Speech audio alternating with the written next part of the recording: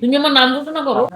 আমাদের মাঝে এখন বক্তব্য রাখবেন এলিজা রহমান, আমাদের উপদেষ্টা এবং সিনিয়র নেত্রী এবং কবি।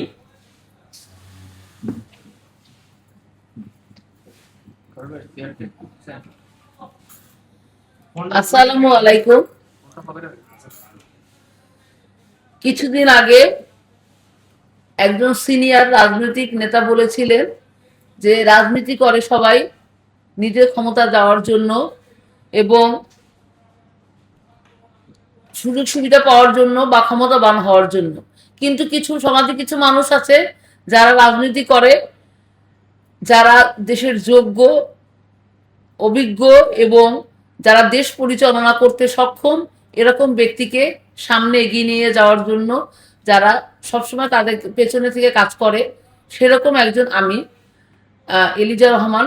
আমার লক্ষ্যই হচ্ছে যে যারা দেশকে সেবা দিতে পারবে, দেশের জন্য সঠিকভাবে দেশের মানুষের কথা ভাবতে পারবে, এরকম একজন যোগ্য প্রতিনিধি নির্বাচন বা মানে যে হবে আমাদের রাষ্ট্রপতি, যে আমাদের সর্বময় ক্ষমতার অধিকারী, সেরকম একজন মানুষ যেন তেন লোক হলে চলবে না। এবং আমরা যারা আছি তারা সবসময় সেই নেতার যে বলেছিলেন যে কিছু লোক সমাজে থাকে যে মানুষ মানে একটা যোগ্য লোককে পেছনে থেকে তাদেরকে সবসময় মানে আগিয়ে নিয়ে যাওয়ার জন্য।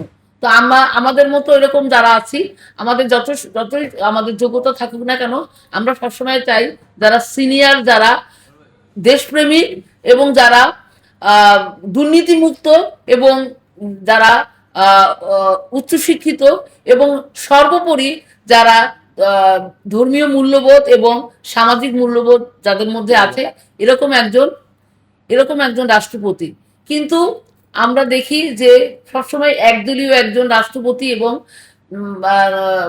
যে দল ক্ষমতায় থাকে তারা তাদের মন মতো একজন রাষ্ট্রপতি নির্বাচন করে। কিন্তু আমরা যেমন বিএনপি সরকারকে আমরা খাটো করে দেখছি না। বিএনপি সরকারের মানে যে প্রধান মানে ছিলেন শহীদ রাষ্ট্রপতি জিয়াউর রহমান, এক এক সরকার যখন আসে, মানে বিগত ফ্যাসিস্ট সরকার যখন ছিলেন, তার যে অবদান দেশের জন্য, স্বাধীনতার জন্য, এবং তার বাবা ফ্যাসিস্ট সেই হাসিনা, তার বাবা বঙ্গবন্ধু শেখ মুজিবুর রহমান, তার অবদান দেশের জন্য অবশ্যই আছে। তিনি আমাদের মুক্তিযুদ্ধের অগ্রনায়ক। এটা অস্বীকার যারা করবে তারা আসলে দেশের মানে জনগণ, তাদের মধ্যে ন্যূনতম দেশপ্রেম আছে, তারা সেটা স্বীকার করবে। কিন্তু পাশাপাশি শহীদ প্রেসিডেন্ট জিয়াউর রহমান, যিনি 11 নম্বর সেক্টরের সেক্টর প্রধান, এবং স্বাধীনতায় তার অবশ্যই অবদান রয়েছে। এবং সর্বোপরি আমাদের যে কজন সেক্টর কমান্ডার, একদিন আমাকে গত আমলে একজন নেতা বলেছিলেন যে তুমি যখন সেক্টর কমান্ডার এই একটা প্রোগ্রাম হয়েছিল, সে বলেছিল যে তুমি কিন্তু জিয়াউর রহমানের নাম বলবে না। মানে সে মনে করেছিল আমি তো হয়তো বলবো সবার নামের সাথে তার নাম বলবো। আমার কথা ক্ষমতায় কে কখন আছে সেটা বড় কথা না, যার নাম যেখানে আছে, যে যেখানে কাজ করেছে, আন্দাজে তো কোনো কথা না। যেমন শেখ মুজিবের যতই আমাদের দেশের স্বাধীনতা অবদান থাকুক, যুদ্ধের সময় তো সে দেশে ছিলেন না, তাজউদ্দিন আহমেদ মুক্তিযুদ্ধ পরিচালনা করেছে, সেটাও কিন্তু আওয়ামী লীগ সবসময় খাটো করে দেখেছে। এবং তারা যারা যোগ্য তাদেরকে সঠিক সম্মান দিতে পারেনি এবং নিজেরা নিজেদের আখের গোছাতে ব্যস্ত ছিল, এবং এ কারণেই কিন্তু তারা নিজেদের ক্ষমতা তারা টিকে থাকতে পারেনি। এবং এটাই বিএনপিকে এটা দেখতে হবে।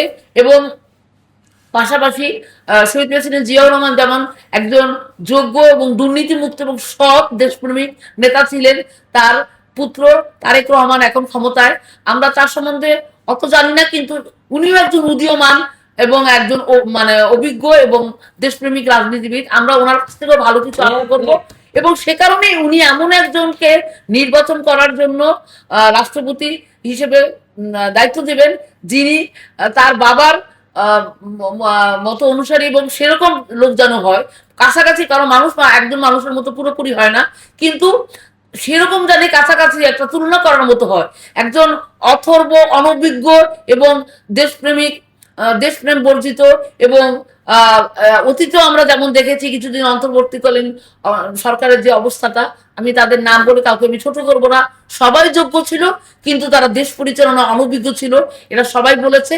সেই দেশ পরিচালনা অযোগ্য, অনভিজ্ঞ এবং যারা শুধুমাত্র রুটিন মাফিক তাদের কাজ পরিচালনা করেছে এবং তারা নিজেদের ক্ষমতা দীর্ঘায়িত করার জন্য তারা ক্ষমতা থাকতে চেয়েছিলেন, যা নির্বাচনের মাধ্যমে যেটা সম্ভব হয়নি। তাই আমি বলবো নির্বাচিত সরকারের বর্তমান প্রধান জনাব তারেক রহমান, আমাদের প্রধানমন্ত্রী, উনি অবশ্যই তার যোগ্য নেতৃত্বের মাধ্যমে এমন একজনকে নেতা নির্বাচনের জন্য সুযোগ করে দিবেন যাতে করে উনিও জানি ক্ষমতা টিকে থাকতে পারেন এবং সে যে সময় যে কদিনের জন্য ক্ষমতায় এসেছে সে কদিন উনি জানি সঠিকভাবে তার দেশ পরিচালনা করতে পারেন। কারণ আমরা যে যে দলেরই সমর্থক হই না কেন, আমরা বর্তমানে যেভাবে আছি সেটা একটা নির্বাচনের মাধ্যমে সেই ক্ষমতা প্রাপ্ত হয়েছে। অতএব এমন কোনো বিশৃঙ্খলা হয়নি, যে কোনো নির্বাচনে ছোটখাটো সমস্যা হবে।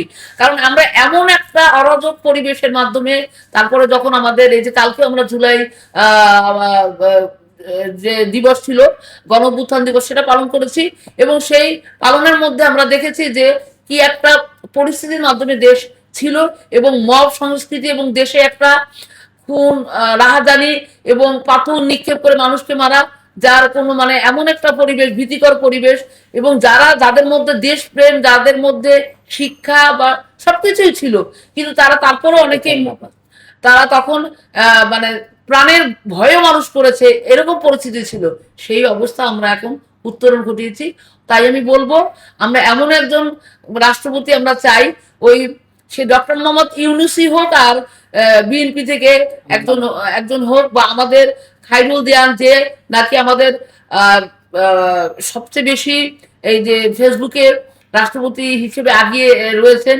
এবং আমরা ওই যে কিছুক্ষণ আগে বলেছি যে আমরা শুধু কে কোন দলের প্রধান, কার টাকা আছে সেরকম লোক দেখবো না, কারকে জনগণ চায়, কার জনগণের সমর্থন আছে, কে জনগণের ম্যান্ডেট নিয়ে সামনে যেতে পারবে এবং কে জনগণের কথা ভাববে। কারণ আমাদের দেশে আমরা খুবই একটি ক্ষুধা এবং দারিদ্র আমাদের দেশের মধ্যে রয়েছে এবং এদেশের বেশিরভাগ মানুষই দারিদ্র সীমার নিচে রয়েছে। সেই রকম দেশে এমন একজন লোককে দরকার নেই যে তার নিজের চিন্তায় ব্যস্ত থাকবে, যে জনগণের চিন্তা করবে এবং জনগণের পাশে থাকবে। এবং খায়রুল দিয়ানের মতো এমন একজন দেশপ্রেমিক নেতা বা এই ধরনের যারা দেশপ্রেমিক রয়েছে, এরকম একজন নেতাকে আমরা রাষ্ট্রপতি হিসেবে দেখতে চাই। ধন্যবাদ সকলকে। আসসালামু আলাইকুম।